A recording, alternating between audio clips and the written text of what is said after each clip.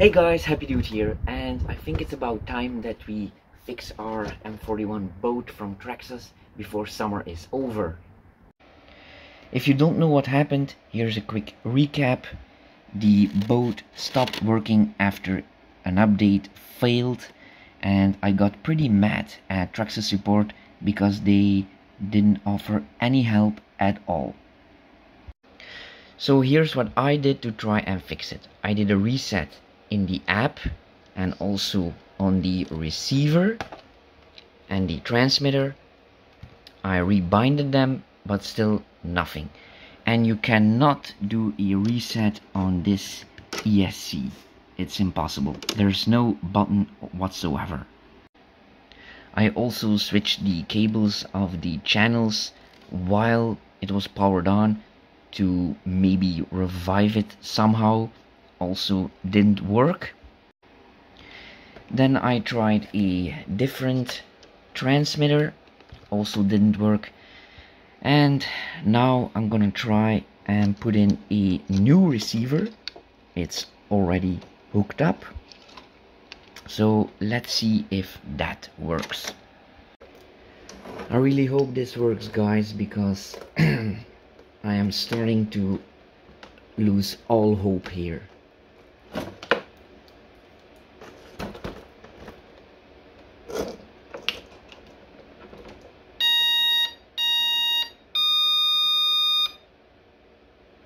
Okay, that's a good sign.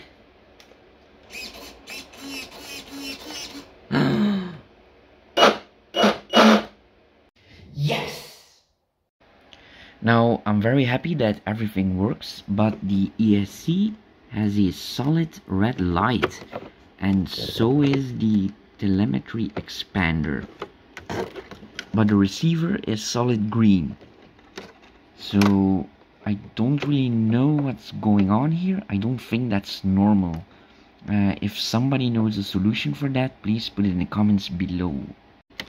Now I did had to spend 50 bucks on a new receiver to fix it. So thank you again for that, Traxxas.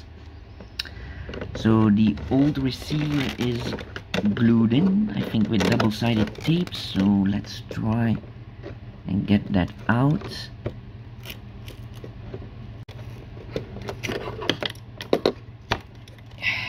Yep, that's out.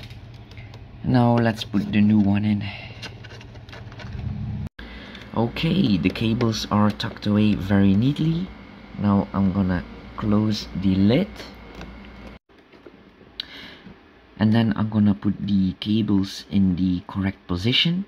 Then I'm gonna close the small lid with some silicone on there. Then I'm gonna reopen the receiver box and put silicone on there, because then the cables can no longer shift. Okay, so now I'm gonna try and stop that vibration that gives that very annoying sound.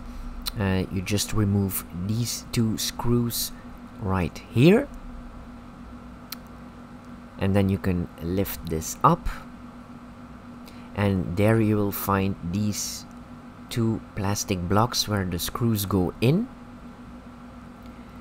and I will show you later in the video how to put them back, because it's not that easy. And then I'm gonna put this sound isolation material between there. Okay, the isolation is between there, as you can see, and now you just push it back. But first you put those plastic blocks on there with the screw, but don't turn the screw completely in. Okay, so make sure that this little edge is facing you. So this is the correct position. So don't turn the screw completely in, but just push it down. And now you can push the whole assembly down and tighten those screws. Make sure that the screws are in very tightly. but don't overdo it. Remember, it's a metal screw in a plastic holder. Also make sure that you tighten every screw you see, because vibrations are your worst enemy. Also, don't forget to pump some marine grease in the shaft and also put enough on the axle. And I also put this rubber o-ring on there, so that will actually prevent that the axle hits the holder right there, because as the RPM rises, the axle retracts, and it will also keep the grease inside.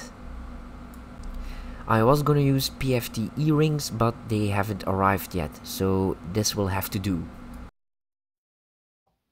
And the best grease for your engine, for the axles, here and at the end, but you will have to take the engine out to get there, is white lithium grease. This is specially designed to lubricate bearings. It lasts very long and it repels water and heat.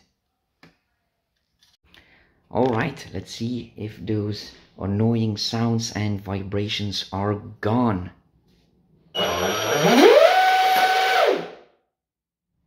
Alright, they're gone. And the next problem on the agenda is the batteries. So I've used a aluminium plate with some Velcro to keep it in place, but as you can see, the Velcro doesn't want to stick to the aluminium. I've used super glue to components glue, nothing works. So we're gonna remove that, and also the aluminium plate that is on there with double-sided 3M tape. Now it's pretty strong, so this is going to be hard to get off again. Okay, I'm gonna do that off camera. Okay, the aluminium plates are out, and it was not easy to pull them out, because this double-sided tape from HPX is very strong. I believe it can hold up to 35 kilograms, and apparently water doesn't affect it. So very good stuff. Okay, so here's the plan. First, I'm gonna put some Velcro on here, and that way I can put the battery in different positions to see at which position the boat has the best performance but does not tip over. Once I know what the perfect position is for the battery, I can make something to secure the battery so it doesn't fly around. So I took the boat to the water, did all my tests, and the result really surprised me.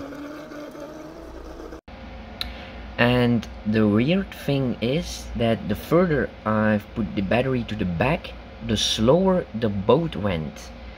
Which is very strange, because here on this sticker it's saying to move the battery to the back if the water is smoother, to achieve a higher top speed. But there were some boat experts there, and they told me that it's best to put more weight to the front, so the boat doesn't go as high, because you will actually lose speed.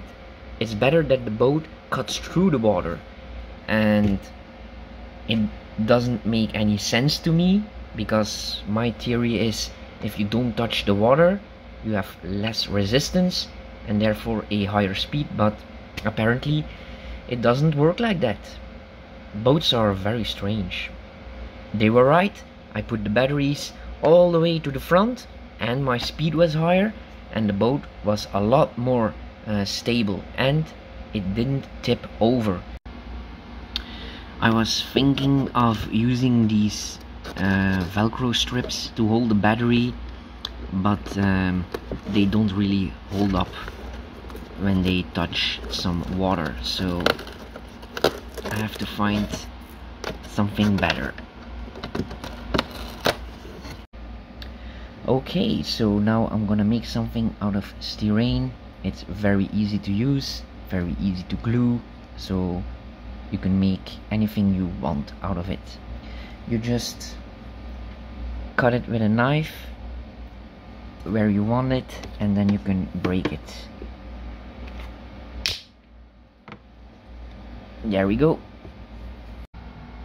Alright, it's done. I made something very simple, but this will hold the battery in place so it doesn't fly around. It's just a prototype to see if the measurements are correct and to see if it works, and if everything is correct, I can make something with a 3D printer. Alright, it's in there, and I have to say it looks pretty good in white. Does the battery fit? Oh yeah, like a glove. Nice. I don't think the straps are still needed, but I'm still gonna do it. Better safe than sorry. Okay, and I also fixed that red light. It was just the communication cable with the receiver was the other way around. So the boat is finally fixed. I hope you all learned something with this video. I certainly did. And don't forget to like and subscribe to see more. And you all have a nice day. Thanks for watching. Bye.